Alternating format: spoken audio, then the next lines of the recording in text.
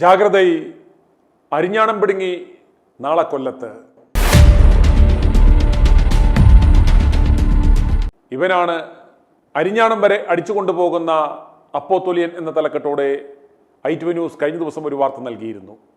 ഇത് കണ്ട അനേകർ ലോകത്തിൻ്റെ പല ഭാഗത്തു നിന്നും സമാന തട്ടിപ്പുകൾക്ക് ഇരയായവർ ഞങ്ങളെ വിളിക്കുകയുണ്ടായി.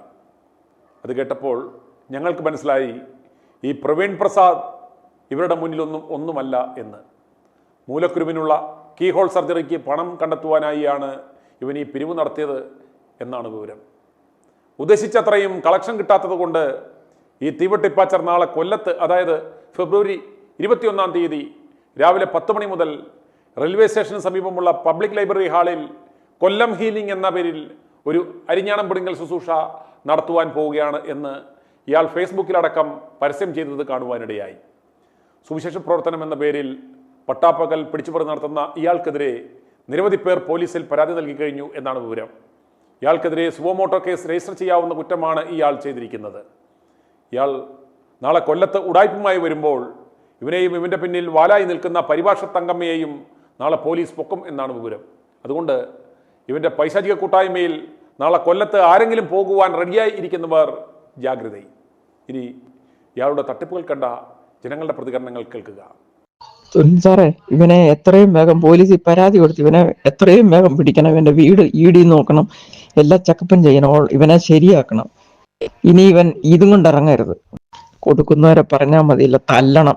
ഇത്രയും വലിയ സാക്ഷരത കേരള ഫസ്റ്റ് എന്ന് പറഞ്ഞ് നടക്കുന്ന കേരളത്തിൽ കിടന്നുണ്ട് ഈ അഴിഞ്ഞാട്ടം മുഴുവൻ നടക്കുന്ന ഒരു വെളിവുമില്ലാത്ത മനുഷ്യരാണല്ലോ ഓർക്കുന്നത്. സാറേ, ഈ കൊണ്ട കൊടുക്കുന്നവന്മാര് കൂട്ടിക്കെട്ടെന്നേ ഇവനൊക്കെ നശിക്കാൻ വേണ്ടി നടക്കുകയല്ലേ. വല്ല തൊരിയന്മാരും വല്ലതും പറയുന്ന കേട്ടോണ്ട് പിള്ളേർക്ക് കഞ്ഞി കുടിക്കേണ്ട പൈസയും അങ്ങനെ ഇനിയിപ്പോ കോടീശ്വരനാണെങ്കിൽ അതിനേക്കാളും കൂടുതൽ ഉണ്ടാക്കണം എന്നുള്ള ഉദ്ദേശത്തെ അവൻ കൊടുക്കുന്നതല്ലേ.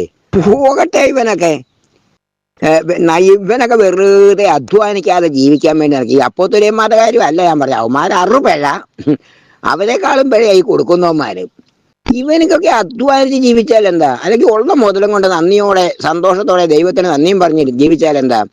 അല്ലെങ്കിൽ രാപ്പകൽ വേർത്തൊഴിച്ച് അധ്വാനിച്ചാൽ എന്താ? എൻ്റെ പൊന്ന് സാറേ, 7 വർഷം ദൈവവചനം ബൈബിൾ കോളേജിൽ പഠിച്ച ഞാനാണ് ഇത് പറയുന്നത്. ഇന്ന് റബ്ബർ വെട്ടിയിട്ട് ജീവിക്കുന്നത്. എനിക്കെന്താ ഈ അഭ്യാസങ്ങൾ അറിയത്തില്ലാഞ്ഞിട്ടാണോ? അയ്യോ, ഇവൻ്റെയൊക്കെ 4 ഇരട്ടി അറിയാം. പക്ഷെ അതൊന്നും ദൈവസന്നിധിയിൽ നീതീകരിക്കപ്പെടുകയില്ല. അത് കർത്താവിന് ഇഷ്ടമല്ല. വേറെ കാര്യമൊന്നുമില്ല. അവന്മാർ കൊണ്ടാ കൊടുക്കേണ്ടത്. എനിക്ക് സന്തോഷം ഇങ്ങനെ കൊടുക്കുന്നവന്മാർ. പേഴ്സ് എടുത്ത് തുറന്നിട്ട് കൊടുക്കുക, അണ്ടർവെയർ ഊരി ഇട്ട് കൊടുക്കുക, ഉള്ളത് മുഴുവൻ ഇട്ട് കൊടുക്കുക. എന്നിട്ട് ഇവനൊക്കെ നടന്ന് വീട്ടിൽ പോട്ടെന്നേ. ഈ ഇത് കൂടാൻ പോകുന്നവൻ അപ്പോത്തൊലിയം കൊണ്ടുപോയിട്ട് നല്ല വെണ്ണും പിടിച്ച് സുഖമായിട്ട് അടിച്ച് മാറട്ടെ. ഒന്നും അറിയത്തില്ലാണ്ടല്ല ഞാൻ ഈ പൊട്ടം കളിച്ചിരിക്കുന്നത്. എല്ലാം അറിയാമായിട്ട് മിണ്ടാതെ പൊട്ടം കളിച്ചിരിക്കുക. ഇത്ര മാത്രം പറയാം. എൻ്റെ കർത്താവേ, അവിടുന്ന് എന്തെങ്കിലും തന്നെങ്കിൽ അതേ ഉള്ളൂ ഞാൻ, അല്ലാതെ വേറെ ഒന്നുമില്ല. ഇന്നും വയസ്സ് 68ആണ്. രാവിലെ പോയി ഒരു 300 മരം കർത്താവിൽ ആശ്രയിച്ച് വെട്ടു. എൻ്റെ കഴിവൊന്നും അല്ല. അത് പറ്റി അതുകൊണ്ടാണ് ഞാൻ ജീവിക്കുന്നത്. എനിക്ക് സങ്കടമോ ദാരിദ്ര്യമോ പറഞ്ഞതല്ല കേട്ടോ. ഞാൻ ധനവാനാണ് ആ കാര്യത്തിൽ. ആത്മീയ ദാരിദ്ര്യത്തോടൊപ്പം ഭൗതികമായി കർത്താവ് എനിക്ക് തരുന്നതിൽ ഞാൻ ധനവാനാണ്. അതൊക്കെ ഒരുപാട് പറയാണ്ട്, അതുകൊണ്ട് മിണ്ടുന്നില്ല. ഇവനൊക്കെ പോയി അനുഭവിക്കട്ടെ അങ്ങോട്ട്. ശരിക്കും ഞാൻ പറയാം, ഇവൻ്റെയൊക്കെ സ്ഥലവും പേരയും കിടപ്പാടവും പെണ്ണുങ്ങളെ എല്ലാം കൂടി ഇവന്മാർ വിറ്റിട്ട് കൊണ്ടുപോയി സൂഹിക്കട്ടെ ഈ പാച്ചറന്മാർ. ഞാൻ ഇവന്മാരുടെ ബൈബിൾ കോളേജിൽ പഠിച്ചു. തലശ്ശേരി റോമൻ കത്തോലിക്കൻ്റെ ബൈബിൾ കോളേജിൽ പഠിച്ചത് എല്ലാം പുകഴ്ചയെടുക്കാൻ കഴിയല്ലാഞ്ഞിട്ടാണ് ഈ പൊട്ടം കളിച്ചിരിക്കുന്നത്. ഒരിക്കലും പുകഴ്ചയെടുക്കാൻ പാടില്ല. ഇതെല്ലാം കഴിഞ്ഞിട്ട് നമ്മളീ മിണ്ടോതെ കർത്താവിനെ സ്തുതിച്ചുകൊണ്ട്, അപ്പാ ഒന്നുമില്ല കേട്ടോ, അങ്ങയുടെ കൃപ മാത്രമേ ഉള്ളൂ കേട്ടോ എന്ന് പറഞ്ഞ് ജീവിക്കുന്നത്. എന്തേലുമൊക്കെ ആവട്ടെ. നീച്ചിലൊക്കെ കേൾക്കുമ്പോൾ സത്യം പറഞ്ഞാൽ ദേഷ്യം വരിക. ഉള്ളതെന്ന് പറയാവില്ല. ഇത്ര വൃത്തികേട് കാണിക്കുന്ന കുറെ അധ്വാനിക്കാതെ ജീവിക്കാൻ ആഗ്രഹിക്കുന്ന മനുഷ്യൻ, അവനൊക്കെ പോയി തൊലയട്ടെ. എൻ്റെ ഒരു മാത്യു. സാറേ, ഞാൻ സാറിന്റെ ആ ഒരു വീഡിയോ കണ്ടായിരുന്നു. മറ്റേ ആ പ്രവീൺ പ്രസാദിന്റെ ഒരു വീഡിയോ കണ്ടായിരുന്നേ സാറേ. ഇത് യൂണിവേഴ്സലി ഈ മണി മാനിഫെസ്റ്റേഷൻ തിയറി എന്ന് പറയുന്ന ഒരു സാധനം ഇപ്പൊ സഭയ്ക്കകത്ത് കയറിയിട്ടുണ്ട്. അതായത് ഈ പൈസ 1 രൂപ കൊടുത്താൽ 5 രൂപ കിട്ടുമെന്ന് പറയുന്ന ഒരു മാനിഫെസ്റ്റേഷൻ തിയറി ഉണ്ട്. അതാ ഈ സാധനം ഇവർ ഈ പ്രസംഗിച്ചുകൊണ്ടിരിക്കുന്നത്. ഈ ജനം ഇത് മനസ്സിലാക്കുന്നില്ല. കാരണം ഇവർ ഇതിന് അകമ്പടി എടുക്കുന്നതിൻ്റെത് കർത്താവിന്റെ വചനം അകമ്പടി എടുക്കുന്നത്. നീ വിതയ്ക്കുമ്പോൾ നിനക്ക് കിട്ടുമെന്നുള്ള സാധനം എടുത്തിട്ട്, പക്ഷെ ഇവർ ഈ പറയുന്ന സാധനം ഈ മാനിഫെസ്റ്റേഷൻ തിയറി എന്ന് പറഞ്ഞിട്ട് നമ്മുടെ ഈ പൗളോ കൊയ്ലോ ഒരിക്കൽ പറഞ്ഞൊരു സ്റ്റേറ്റ്മെന്റ് ഉണ്ട്, നിങ്ങൾക്ക് എന്തെങ്കിലും ഒരു കാര്യം ആവശ്യം നടക്കണമെങ്കിൽ യൂണിവേഴ്സ് മുഴുവൻ നിങ്ങളുടെ കൂടെ നിൽക്കും എന്ന് പറഞ്ഞൊരു സ്റ്റേറ്റ്മെന്റ് ഉണ്ട് പൗളോ കൊയ്ലോയുടെ. ഇതാണ് ഈ യൂണിവേഴ്സലിസത്തിന്റെ, അതായത് ഈ മാനിഫെസ്റ്റേഷൻ തിയറിയുടെ പ്രശ്നം. ഇതിന്റെ അകത്ത് മണി മാനിഫെസ്റ്റേഷൻ ഉണ്ട്. അതുപോലെ തന്നെ ഇവർക്ക് ഈ ആകർഷിക്കുന്ന ഒരു പരിപാടിയുണ്ട്. അതായത് ഈ ആളുകളെ ഇനി അടുത്ത് നടക്കാൻ പോകുന്നത് ഞാൻ പറയാം സാറേ, നിങ്ങൾ ഇനി ആകർഷിക്കുന്നവരായി ആകും എന്നൊരു ടോക്ക് വരാൻ പോവാ. ഇപ്പം പണത്തെയാണ് ഇപ്പൊ പണം പറയുന്നുണ്ട്. ഇപ്പം 100 രൂപ ചിലപ്പോൾ ഇതിന്റെ അകത്ത് എന്നാണെന്നറിയാവോ, ഈ ഫെയ്ത്ത് മൂലം ഒരാൾ ഇട്ടെന്നിരിക്കട്ടെ, ചിലപ്പോൾ അയാൾക്ക് തിരിച്ച് കിട്ടിയെന്നിരിക്കാം. ഇത് മാത്രം വെച്ചിട്ട് ഇവരെന്ത് ചെയ്യും, ഇതിനെ മാർക്കറ്റ് ചെയ്യും. അടുത്തത് ഇവർ റെവലേഷൻ ആയിട്ട് പറയാൻ പോകുന്ന, സാർ നോക്കിക്കോ, വരും ദിവസങ്ങൾ ആരെങ്കിലും പറയാൻ ചാൻസ് ഉണ്ട്. അതെന്ന് പറയുന്നത് ഈ അട്രാക്ഷൻ ആണ്. ഈ മാനിഫെസ്റ്റേഷൻ പോലെ തന്നെ അടുത്താണ് അട്രാക്ഷൻ തിയറി എന്ന് പറയുന്നത്. അതായത് നമ്മളെ നോക്കിയെന്നവർ നമ്മളെ അട്രാക്ട് ചെയ്യും, നമ്മൾ ആളുകളെ അട്രാക്ട് ചെയ്യുന്നവരാണ്, നമ്മൾ പണത്തെ അട്രാക്ട് ചെയ്യുന്നവരാണ് എന്ന് പറയുന്ന ഒരു തിയറിയും വരും. ഇത് സഭ അറിയാതെ ഇവർ ഈ റെവലേഷൻ എന്ന് പറഞ്ഞ ഈ പിള്ളേരെല്ലാം ഈ സഭയിലെ പാസ്റ്റേഴ്സ് ആയിട്ടിരിക്കുന്നവർ ഇവരറിയാതെ തന്നെ ഇവരുടെ ഉള്ളിൽ ഈ സാധനം കയറിപ്പോയി. ഈ ജനം ഇത് മനസ്സിലാക്കിയില്ലെങ്കിൽ ഇവർ വലിയ ഭയങ്കരമായ ഡിസീവിങ്ങിലേക്ക് ആ ജനം ചെന്ന് ചാടും. 100% ഉറപ്പാണ്. ഇവര് ജനം ആ ഡിസീവിങ്ങിലോട്ട്, ജനം മാത്രമല്ല ഈ പ്രസംഗിക്കുന്ന പാസ്റ്റർ ഉൾപ്പെടെ അതിൻ്റെ അകത്ത് പോയി ചാടാൻ പോവുക. കാരണം ഇതൊരു ഭീകരമായ കൾട്ടാണ് ഈ മാനിഫെസ്റ്റേഷൻ തിയറി എന്ന് പറയുന്നത്. നമ്മൾ ഈ ഓൾമോസ്റ്റ് എല്ലാ ഈ ഫിലിം പ്രൊഡ്യൂസേഴ്സും ഫിലിം ആക്ടേഴ്സും ഒക്കെ ഇത് ഫോളോ ചെയ്യുന്നവരാ. അപ്പൊ ഉദാഹരണം പറഞ്ഞാൽ നമ്മുടെ യൂട്യൂബേഴ്സ് ഒക്കെ പലരുടെയും യൂട്യൂബ് എടുത്ത് നോക്കിയാൽ അറിയാം, മാനിഫെസ്റ്റേഷൻ നിങ്ങൾ ഫീൽ ചെയ്യുന്നുണ്ടാ, ഈ ഏഞ്ചലിക് നമ്പർ എന്നൊക്കെ പറഞ്ഞ സാധനങ്ങളുണ്ട്. അതായത് ഈ 1111 2222 എന്നൊക്കെ പറഞ്ഞ ഏഞ്ചലിക് നമ്പർ, ഇതൊക്കെ മാനിഫെസ്റ്റേഷൻ തിയറിയുടെ ഒരു ഭാഗമാണ്.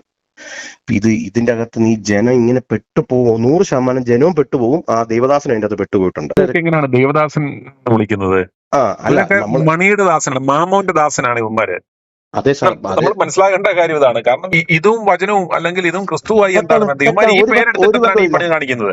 ഒരു ബന്ധം. കാരണം ഇവൻ മാനിഫെസ്റ്റേഷൻ തിയറി എന്നോ അല്ലെങ്കിൽ മറ്റെന്തെങ്കിലും പ്രോസ്പെരിറ്റി ഈ ബിസിനസ് എന്നോ അങ്ങനെ എന്തെങ്കിലും ഒക്കെ പറഞ്ഞു പോകുന്നതല്ല നല്ലത്. ഇതിനെ വചനമായിട്ടോ അല്ലെ ക്രിസ്തുവായിട്ടോ കൂട്ടുപിടിക്കുന്ന എന്തിനാണ്? ഇവരും തെറ്റിദ്ധരിക്കപ്പെട്ടു. ഇതിന്റെ അകത്തൊരു കാര്യം ഞാൻ പറയാം. നമ്മൾക്ക് ഒരു ബുക്ക് വായിക്കാൻ കിട്ടുമായിരുന്നു, ഈ സീക്രട്സ് എന്ന് പറഞ്ഞിട്ട് ഒരു ബുക്ക്, അതായത് സീക്രട്ട് ഓഫ് മാനിഫെസ്റ്റേഷൻ ഒരു ബുക്ക് വായിക്കാൻ കിട്ടും. ഇവരിത് വായിക്കുമ്പോൾ കുഴപ്പമെന്ന് വെച്ചിട്ടുണ്ടെങ്കിൽ ഇതും ബൈബിളിലെ ചില വാക്കുകളുമായിട്ട് സാമ്യതയുണ്ട്. യേശു പറഞ്ഞ വാക്കും ഇതുമായിട്ടൊരു ബന്ധവുമില്ല. യേശു പറഞ്ഞത് നീ നന്മയും കരുണയും നിന്റെ ആയുഷ്കാലം ഒക്കെയും എന്നെ പിന്തുടരുമെന്ന് പറയുന്നത് മാനിഫെസ്റ്റേഷൻ തിയറിയിലൂടെ പിന്തുടരുമെന്ന് ഒരിക്കലും ഉദ്ദേശിച്ചിട്ടില്ല. പക്ഷെ ഇവരൊരു പേര് വിളിക്കുമ്പോൾ റെവലേഷൻ എന്നാണ് ഇതിനെ വിളിക്കുന്നത്. ഇതിനെ വിളിക്കുന്ന വെളിപ്പാട്. ഈ വെളിപ്പാടല്ല ഇത് വെളിവുകേടാണെന്നുള്ളത് ഇവർ മനസ്സിലാക്കിയിട്ടില്ല ഇതുവരെ. ഇത് വെളിപ്പാടല്ല, ഇത് വെളിവുകേടാണ്. ഇത് കുഴപ്പമെന്ന് വെച്ചിട്ടുണ്ടെങ്കിൽ നമ്മൾ ഇവരെ തിരുത്താൻ പോയ ഇവർ പറയും നോ, ഇത് ഞങ്ങൾക്ക് കിട്ടിയ റെവലേഷൻ ആണ് എന്ന് പറയും. പക്ഷെ ഇത് അക്ഷരാർത്ഥത്തിൽ 101% പറയാം, ഇത് റെവലേഷൻ അല്ല. ഇത് ശരിക്കും പറഞ്ഞ ഡിസീവ് ചെയ്യും ആളുകളെ. ഞാൻ ദേവാസ്മാരെന്ന് വിളിക്കാനുള്ള കാര്യം എന്ന് വെച്ചാൽ ഇവരെ നമുക്കറിയത്തില്ല, ഇവരിപ്പോ ഇനി കർത്താവായിട്ട് ഇവർ രമ്യതപ്പെട്ടിട്ടുണ്ടെങ്കിൽ നമ്മൾ അവരെ കുറ്റം പറഞ്ഞു. അതെങ്ങനെ അങ്ങനെ ഒരു രമ്യതപ്പെടൽ ഉണ്ടെങ്കിൽ കർത്താവിനെ അറിയുമെങ്കിൽ അവർ ഈ വർത്താനമായിട്ട് മടങ്ങും. ഇത് പിടിച്ചു വെറുക്കാനൊക്കെ പോലും തൊലിക്കെട്ടിയും പണിയുമാണ്. അത് സത്യമാണ് സാറേ. ഇത് ഇവന് വേദപുസ്തകം വായിക്കുകയോ അല്ലെങ്കിൽ ക്രിസ്തുവിനെ മനസ്സിലാക്കുകയോ ചെയ്യാത്ത അധമന്മാർ, ഇവന്മാര് വെറും മാമോൻ സേവകന്മാരാണെന്ന് വ്യക്തമാണ്. ഇത് എവിടെ പറ്റിപ്പോയെന്നറിയോ സാർ? ഇതിന്റെ അകത്ത് ഇവര് ഇതിലോട്ട് വീഴാനുണ്ടായ റീസൺ എവിടെയെന്നറിയാമോ? ഇവര് ഈ ചർച്ച ആരംഭിച്ചു കഴിയുമ്പോൾ, ഇവർ ചർച്ച സ്റ്റാർട്ട് ചെയ്യുമ്പോൾ ഇനീഷ്യലി ഇവർ കൊണ്ടുവന്ന് വെക്കുന്ന ദൈവത്തെ ഒരു രീതിയുണ്ട്. അതിനുശേഷം ഈ ഫൈനാൻസിലോട്ട് കയറുമ്പോഴാണ് ഇവർക്ക് ഓരോ സമയത്തും ഈ വെളിപ്പാടുകൾ വരുന്നത്. ഇപ്പൊ ഉദാഹരണം പറഞ്ഞിട്ടുണ്ടെങ്കിൽ നമ്മൾ പ്രാർത്ഥിച്ചുകൊണ്ടിരിക്കുമ്പോൾ നമുക്ക് തോന്നുകയാണ് ഒരു 3 ദിവസം ഉപവാസം എടുത്ത് പ്രാർത്ഥിക്കണം എന്ന് നമുക്ക് തോന്നുന്നത് പോലെ ഇത് ദൈവികമായ ബോധമല്ല. ഇവരുടെ അകത്ത് ഇവരുടെ മനുഷ്യനായ വ്യക്തി ഈ പല പുസ്തകങ്ങളും വീഡിയോസും ഒക്കെ കണ്ടു കഴിയുമ്പം അതും ബൈബിളിലെ വാക്യങ്ങളുമായിട്ട് റിലേറ്റ് ചെയ്തിട്ട് ഇവരായിട്ട് ക്രിയേറ്റ് ചെയ്യുന്ന, നമുക്ക് ഇതിനകത്ത് ഇത്രയും ഫ്രീലൻസ് ഇവന്മാർ കൊടുക്കേണ്ട ആവശ്യമില്ല. അതായത് വയറ്റിപ്പഴുപ്പിന് വേണ്ടി ഇവന്മാര് ഈ പണി ചെയ്യുന്നവന്മാര് ഈ പറയുന്ന പോലെ ഈ മേഖലയിലെ കച്ചവടം കൂടുതൽ നടത്തുന്നവന്മാരുടെ പരിപാടികൾ എങ്ങനെയാണെന്നൊക്കെ നോക്കിയിട്ട് ഇവനെ കോപ്പി അടിക്കുക. ഇതിന്റെ മറ്റുള്ള മാനിഫെസ്റ്റേഷൻ ആണെന്നോ മറ്റുള്ള തിയറി ഒന്നും ഇവനും അറിയണമെന്നില്ല. ഇവൻ മറ്റവൻ കാണിക്കുന്ന പോലെ ഇവൻ അതേ സംഭവം കാണിച്ച് ഇവൻ ഈ പറയുന്ന കുറെ പാവങ്ങൾ, അത് സാത്താനെങ്കിൽ സാത്താൻ, ദൈവമെങ്കിൽ ദൈവം, ആരുടെടുത്താണേലും പോയാൽ എന്തെങ്കിലും 10 പൈസ കിട്ടുമോ, ജോലി കിട്ടുമോ, വീട് കിട്ടുമോ, മക്കള് ഗൾഫിൽ പോകാൻ പറ്റുമോ എന്ന് പറഞ്ഞ് നടക്കുന്ന കുറെ ആളുകൾ നമ്മുടെ നാട്ടിലുണ്ട്. അന്നേരം ഇവന്മാരുള്ളിടത്തോളം കാലം ഇതുപോലെ ഏതവൻ ഇറങ്ങിയാലും അവന്റെ കൂടെ ഒരു 10-100 ഇതിന്റെ കുഴപ്പം ഇപ്പൊ സംഭവിക്കാൻ പോകുന്ന ഒരു കാര്യം പറയാം പാസ്റ്റർ. ഇപ്പൊ ഈ കഴിഞ്ഞ ഇത്രയും ദിവസത്തിന്റെ അകത്ത് ഇവരുടെ കൂടെ നിന്നവർക്കകത്ത് ഒരു മാസം, ഒരു 5-6 മാസത്തിന്റെ അകത്ത് ഇവരിൽ കുറെ അധികം ആളുകൾ പൊഴിഞ്ഞു പോകുന്നതിന്റെ റീസൺ എന്തായിരിക്കും എന്നറിയാവോ? ഇങ്ങനെ നഷ്ടം വന്നതുകൊണ്ട് പൊഴിഞ്ഞു പോയവരായിരിക്കും, അല്ലെ നഷ്ടം വന്ന ഇവർ അതിനെക്കുറിച്ച് നോക്കുന്ന കൺസേൺ അല്ല. ഇവരുടെ ഈ പറയുന്ന ഈ കോലക്കേടുകൾ ഇത് ലൈവ് കാണുമ്പോൾ ഇവനായിട്ട് ഇത് അടി കിട്ടുമെന്നും ഇവനത് പണിയാവുന്നു അറിയാമെങ്കിൽ പോലും ഇവൻ ഈ പണിയായിട്ട് ഇത് ലൈവ് വിടുന്നതിന്റെ ഉദ്ദേശം എന്ന് പറഞ്ഞാല് ഇത് ആരെങ്കിലും കണ്ട് ഏതൊക്കെയോ അപ്പാവികള് ഇവന്മാരെ തപ്പി അവിടെ ചെല്ലും, ഇതൊക്കെ സത്യമാണെന്ന് കരുതി. അന്നേരം അത് ഒരു 2-3 ആഴ്ച അവന്മാര് നടക്കും, പിന്നെ അവസാനം ആവുമ്പോ പിന്നെ പുതിയത് വരും. അങ്ങനെ ഇവന്റെ കൂടെ ഉറച്ചു നിൽക്കുന്ന ആളുകൾ എന്ന് പറയുന്നത് കാണത്തില്ല. സാറേ, ഞാൻ ഇതിപ്പോ അടുത്ത് സംഭവിക്കാൻ പോകുന്ന കാര്യം പറയാം. ഇതിപ്പം നമ്മൾ ലൈവ് ഇട്ടു, ഇവർക്കകത്തൊരു 100 പേരുണ്ടെങ്കിൽ സഭയ്ക്കകത്തൊരു 80 പേര് ഇപ്പൊ ഇവർക്ക് സപ്പോർട്ടായിരിക്കും. ഓക്കെ, ഇനി അടുത്ത റെവലേഷൻ എന്ന് പറഞ്ഞ് ഇവർ വരാൻ പോകുന്നത്, ഞാൻ പറയുന്നു, അട്രാക്ട് ചെയ്യുന്നു. നിങ്ങൾ സീസണെ അട്രാക്ട് ചെയ്യാൻ പോകുന്നവരാണ് എന്നാണ് വരാൻ പോകുന്നത്. സാറ് വേണമെങ്കിൽ ആ വീഡിയോസ് എല്ലാം എടുത്തു നോക്കി, ഏതെങ്കിലും ഒരു സ്ഥലത്ത് അത് വന്നിരിക്കും. അത് വരുമ്പോൾ സാറ് കൺഫേം ചെയ്തു ഞാൻ ഈ പറഞ്ഞ ഭാഗമാണ്. കാരണം അട്രാക്ഷൻ, മാനിഫെസ്റ്റേഷൻ, ഇങ്ങനെയുള്ള ഈ കൾട്ട്, ഒന്നെങ്കിൽ നമ്മൾ ഇത് ചെയ്യാൻ പറ്റുന്ന ഒരു കാര്യം, ഇത് റിലേറ്റഡ് ആയിട്ട് നന്നായിട്ട് ഇതിനെപ്പറ്റി അറിയാവുന്ന ദൈവദാസന്മാരോട് അല്ലെങ്കിൽ ഏതെങ്കിലും ഒരു വ്യക്തിയോട് സാറിന്റെ ചാനലിൽ തന്നെ ഒന്നെങ്കിൽ ഇതിനെപ്പറ്റി ഒരു ബോധവൽക്കരണം നടത്തിയാൽ ഇത് അല്ല, ബോധവൽക്കരണം പറഞ്ഞാൽ ഇതിനകത്ത് വേറെ ഒന്നും ചെയ്യാനില്ല. അതുകൊണ്ടാണല്ലോ ഞങ്ങൾ മൈചർച്ച് എന്നൊരു കൂട്ടായ്മ തന്നെ ഉണ്ടാക്കിയത്. ഈ വചനം അറിയുവാൻ നമുക്ക് ഇത്തരത്തിലുള്ള ഒരുത്തന്റെയും ഇടനിലക്കാരന്മാരുടെ ആവശ്യമില്ല. ബാധ്യപ്പെടുത്തുകയും ഓരോരുത്തരെയും സെൽഫ് എംപവർ ചെയ്യുകയും ഇതിനകത്ത് യാതൊരു തരത്തിലുള്ള പിരിവോ കച്ചവടമോ ഇല്ലാത്ത തരത്തിലുള്ള ഒരു കൂട്ടായ്മയാണ്. ഞങ്ങളുടെ അതിനകത്ത് ലക്ഷ്യം വെക്കുന്നത് മറ്റൊന്നുമല്ല, ഈ സന്ദേശം ആളുകളിലേക്ക് എത്തിക്കുക എന്നുള്ളതാണ്. ഈ കച്ചവടക്കാരന്മാരെയും ഈ കൊള്ളക്കാരന്മാരെയും സാറേ, ഇതിന്റെ അകത്തൊരു കാര്യം പറഞ്ഞു, ക്രിസ്തുവിനെ അറിയാൻ വേണ്ടിയിട്ട് നമുക്ക് ഇതിന്റെ ഒന്നും ഈ വീട് കിട്ടാനോ കാർ കിട്ടാനോ അത് കിട്ടത്തില്ലെന്നോ അല്ല. അത് കിട്ടിയാൽ മേടിച്ചോണം, നമ്മൾ ജീവിച്ചോണം, നമ്മുടെ ജീവിതം സേഫ് ആക്കി, അതൊന്നും പ്രശ്നമല്ല. പക്ഷെ അവനവന്റെ കർമ്മഫലം, അവനവന്റെ പ്രയത്നം അനുസരിച്ചല്ലേ ഓരോരുത്തർക്കും കിട്ടത്തുള്ളൂ. പക്ഷെ നിത്യതയാണ് ക്രിസ്തുവിനെ പറയുന്നത്. നിത്യത എന്ന് പറയുന്ന ആ ഒരു വലിയ കാര്യത്തിന് വേണ്ടി മാത്രമാണ് ക്രിസ്തുവിനെ അറിയുന്നത്. അതിന്റെ ഇടയ്ക്ക് കിട്ടുന്ന ആഡ് ഓൺ ആയിട്ട് കിട്ടുന്ന എന്നും സ്വീകരിച്ചു. പക്ഷെ അതിനു വേണ്ടിയിട്ട്, അതായത് നിത്യത മറന്നുകൊണ്ട് ഈ സാധനത്തിന് വേണ്ടി നമ്മൾ എന്ന് ഇറങ്ങിത്തിരിക്കാൻ തുടങ്ങുന്നു, അവിടെ മുതലാണ് ആത്മീക സഭയുടെ മൂല്യച്യുതി സംഭവിക്കാൻ പോകുന്നത്. ഇപ്പൊ പല ദൈവദാസന്മാരും, ഞാൻ ഈ കഴിഞ്ഞ ദിവസങ്ങളെല്ലാം നോക്കിയപ്പോഴത്തേക്കും, ഒരു കാലത്ത് ഇങ്ങനെയുള്ള ഈ പ്രോസ്പെരിറ്റി പ്രസംഗിച്ച പല ദൈവദാസന്മാർ തിരിച്ച് പ്രസംഗിക്കാൻ തുടങ്ങി, തിരുത്തി പ്രസംഗിക്കാൻ തുടങ്ങി. കാരണം അവർക്ക് മനസ്സിലായി ഇതിനൊരു ഈ പ്രോസ്പെരിറ്റിക്ക് ഒരു ടൈമുണ്ട്. കൂടിപ്പോയ 1 ഇയർ അല്ലെങ്കിൽ 2 ഇയർ കഴിയുമ്പോൾ ഇത് നിൽക്കും. കാരണം ഇതിനപ്പുറത്തോട്ട് ഇപ്പൊ പ്രവചനം മാത്രം പറഞ്ഞ് ശുശ്രൂഷിക്കുന്ന ദൈവദാസന്മാർ ചിലപ്പോൾ 1 കൊല്ലം പ്രസംഗിക്കും. അങ്ങനെ എനിക്കത് കേൾക്കുമ്പോൾ ഇറിറ്റേഷൻ ഉണ്ട്. ഇന്ന് നിലവിലുള്ള ഒരുത്തനെയൊന്നും അത് ദൈവദാസന്മാരെന്ന് വിളിക്കരുത്, ഇവനെ ഒന്നും വിളിക്കരുത്. കാരണം ഇതെല്ലാം വൈറ്റിപ്പഴപ്പിന് വേണ്ടി ഇറങ്ങിയേക്കുന്ന ആളുകളാണ് എന്ന് വ്യക്തമാണ്. സാറ് പറഞ്ഞ കറക്റ്റ് ആയിരിക്കും. പക്ഷെ എനിക്ക് പേഴ്സണലി അറിയും. ഞാൻ ഇത് കണ്ടതുകൊണ്ടും ഇത് ഞാൻ കുറച്ച് എനിക്ക് വായിക്കാനും ഒക്കെ വചനം വായിച്ചത് കൊണ്ടും മനസ്സിലാക്കിയപ്പോൾ എന്നാന്ന് സാറിന്റെ അടുത്ത് ഇതൊന്ന് പറയാം. അപ്പൊ സാറിന്റെ വീഡിയോ ഞാൻ കണ്ടു, അതൊന്ന് പറയാമെന്ന് വിചാരിച്ചപ്പോൾ ഞാൻ പറയുമായിരുന്നു. ഞാൻ അവരെ അടച്ചാക്ഷേപിക്കാനില്ല, പക്ഷെ എങ്കിലും തെറ്റാണെങ്കിൽ തെറ്റാണെന്ന് തന്നെ ഇത് ഇപ്പൊ ഈ ചെയ്യുന്നത് തെറ്റാണ്. ഇവൻ ലാർജ് സ്കെയിലിൽ തട്ടിപ്പ് നടത്തുന്നു, മറ്റന്മാർ ഒരു മീഡിയം സ്കെയിലിൽ നിന്നുള്ള അല്ലെങ്കിൽ ഇച്ചിരി മോഡറേറ്റ് ആയിട്ടും കൈയടക്കത്തോടെയും ചെയ്യുന്നുള്ള വ്യത്യാസം മാത്രമേ ഉള്ളൂ. ഇത് കൈയടക്കത്തിൽ ചെയ്യുന്നതിന്റെ വിഷയം എന്ന് വെച്ചിട്ടുണ്ടെങ്കിൽ ഇതിന്റെ എല്ലാം വിഷയം വെച്ചാൽ നമ്മുടെ പറയുന്ന രീതി, നമ്മുടെ ബാക്ക്ഗ്രൗണ്ട് സ്കോർ, നമ്മൾ ഉപയോഗിക്കുന്ന നമ്മുടെ ടെക്നിക്കൽ ടെർമിനോളജീസ്, ഇതൊക്കെയാണ് ഒരു മനുഷ്യനെ ഡിസീവ് ചെയ്യാൻ വേണ്ടി ഉപയോഗിക്കുന്ന വസ്തുക്കൾ. ഇപ്പൊ ഒരു ഡോക്ടർ വന്നിട്ട് നീ നാളെ ചത്തുപോകുമെന്ന് പറയുന്നതിനേക്കാളും നല്ലത് ഡോക്ടർ വന്നിട്ട് പറയാണ് നിങ്ങളുടെ പാൻക്രിയാസിന്റെ അവിടെ അങ്ങനെയുണ്ട് ഇങ്ങനെയുണ്ടെന്ന് പറഞ്ഞ് ടെക്നിക്കൽ ടെർമിനോളജി പറയുമ്പോൾ ഒരു പക്ഷെ ചത്തുപോകുന്നു എന്ന് പറയുന്നത് അവനത്രയും ടെൻഷൻ അടിക്കത്തില്ല. എന്ന് പറഞ്ഞ പോലെ തന്നെ ഇതിന്റെ അകത്ത് ഉപയോഗിക്കുന്ന ബാക്ക്ഗ്രൗണ്ട് സ്കോർ, ഇതിന്റെ പിന്നിലുണ്ടാക്കുന്ന ഒരു അറ്റ്മോസ്ഫിയർ, ഈ അറ്റ്മോസ്ഫിയറിൽ എത്തിക്കഴിയുമ്പോഴാണ് ഈ സാധനം ഇടുന്നത്. അപ്പോഴാണ് ഈ ആളുകൾ, ഇപ്പൊ ഞാൻ പറയാം, ആരാധനയ്ക്ക് ചുമ്മാ കയറിയിട്ട് ഇന്ന് ആരും സ്വത്രാഴ്ച ഇടണ്ട, എല്ലാവരും കയ്യിലുള്ള 2000 നോട്ട് ഇടാൻ പറഞ്ഞു ഒരാൾ വിടത്തില്ല. അതേ സമയത്ത് പ്രസംഗത്തിന്റെ നടുക്ക് ഒരു അറ്റ്മോസ്ഫിയർ ക്രിയേറ്റ് ചെയ്തതിന് ശേഷം പിന്നീട് ഇത് പറയുമ്പോഴുണ്ടാകുന്ന പ്രത്യേകത, 100 രൂപ ഇടാൻ വിചാരിക്കുന്നവനും 5000 ഇടും. കാരണം ആ അറ്റ്മോസ്ഫിയർ, ഒന്നാമത്തെ കാര്യം ബാക്കിൽ കൂടെ വരുന്ന ടെക്നിക്കൽ ഈ എന്താ പറയാ ബാക്ക്ഗ്രൗണ്ട് സ്കോർ, അതിന്റെ നടുക്ക് പിച്ച് ചെയ്യുന്ന ആ പ്രസംഗത്തിന്റെ രീതി, ഇതൊക്കെയാണ് ഇതിന്റെ പ്രശ്നങ്ങൾ. ഇതൊക്കെയാണ് ഇതിനെ കൊണ്ട് നെഗറ്റീവായിട്ട് കൊണ്ട് ഇതിനെ ഇത്രയും ഡെവലപ്പ് ആക്കിക്കൊണ്ട് വന്നേക്കുന്നത്. മുതുകാട് ഈ പണി നിർത്തിയപ്പോ യുവമാർ ഈ പണിയുമായിട്ട് മുതുകാടിന്റെ പണിയായി, മുതുകാട് യുവമാരുടെ പണിയും ചെയ്യാൻ തുടങ്ങി എന്ന് പറഞ്ഞ പോലെ വെളിപ്പാട് പുസ്തകം വ്യാഖ്യാനിച്ചിട്ട് ദൈവം വരുമെന്നും ദൈവം ഇന്ന സമയത്ത് വരുമെന്നും അവരുടെ കാൽക്കുലേഷൻ 2017 വരാമായിരിക്കും ഇങ്ങനെയൊക്കെ പറഞ്ഞവരുണ്ട്. കാലം ഇവർക്കെല്ലാം കണക്ക് കൊടുത്തിട്ടുമുണ്ട്. കാലം ഇതൊന്നും ചെയ്യാതെ പോയിട്ടുമില്ല. പക്ഷെ കുഴപ്പം ഇത്രയും പേരെ ഡിസീവ് ചെയ്യപ്പെടുക ചെയ്യുന്നത്. ഇവിടെ പ്രശ്നം എന്ന് വെച്ചിട്ടുണ്ടെങ്കിൽ നാളെ ഈ 2000 രൂപ കയ്യിൽ 1 രൂപ പോലും ഇല്ലാതെ 2000 രൂപ കൊടുത്തവൻ അയ്യോ നാളത്തിന് വേണ്ടിയിട്ടായിരിക്കും കൊടുത്തേക്കുന്നത്. അപ്പൊ ഇവന്റെ വിചാരം ഇന്ന് കൊടുത്താൽ നാളെ 2000-ന് വരെ 4000 കിട്ടുമെന്ന് പറഞ്ഞാൽ ഇട്ട് കൊടുത്തേക്കുന്നത്.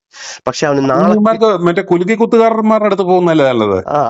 സാറേ അതിന്റെ കുഴപ്പമെന്ന് വെച്ചിട്ടുണ്ടെങ്കിൽ ഈ 4000 കിട്ടിയില്ലെങ്കിൽ നാളെ ഇവൻ അടുത്ത ദിവസം വേറൊരാൾ പ്രസംഗിക്കുകയാണ്, ദൈവം നിന്നെ അനുഗ്രഹിക്കും, എടി പോടെ ഞാൻ 2000 രൂപ പോയിട്ടിരിക്കുമെന്ന് പറയും. കാരണം ഇവനെ ഡിസീവ്, കാരണം ഇത് ഇവര് മനസ്സിലാക്കും. ഈ ആ പെന്തക്കോസുകാരന് അവൻ നമ്പർ കിട്ടാൻ പല വഴിയുണ്ടാവും എന്ന് വിളിച്ച് അവന്റെ ബെൽറ്റ് ഊരി ആളെ താഴെ ഇടുന്ന ആ ഒരു പ്രവചനമൊക്കെ ഉണ്ടല്ലോ, അതൊക്കെ കാണാൻ ഭയങ്കര രസമാണ്. ഇത്രയും ഇവനൊക്കെ പോയി തെണ്ടി തിന്നാൻ പാടില്ല. പണ്ട് ഇവൻ സാറ് തന്നെ പറഞ്ഞല്ലോ, ഇവന് പോത്ത് കച്ചവടമായിരുന്നു, എരുമേനെ കറക്കണ പരിപാടിയായിരുന്നു. ഈ കറക്കണ പരിപാടി കഴിഞ്ഞപ്പോൾ ആൾക്കാരെ കറന്നുകൊണ്ടിരിക്കുകയല്ല. ഇവനെയൊക്കെ ഇത് എങ്ങനെ ഈ മനുഷ്യൻ സഹിക്കുന്നു, ആൾക്കാർ സഹിക്കുന്നു?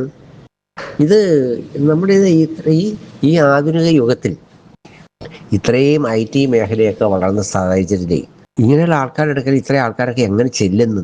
ഇത് ഭയങ്കരമായ ഒരു സംഭവം തന്നെയാണ്. അന്ധവിശ്വാസവും അനാചാരവും എന്ന് പറയും ഇത് തന്നെയാണ്. ഇപ്പം മനുഷ്യകുരുതി എന്ന് പറയുന്നതിന് പകരമായിട്ട് മറ്റൊരു കുരുതി നടത്തിക്കൊണ്ടിരിക്കുകയാണ്.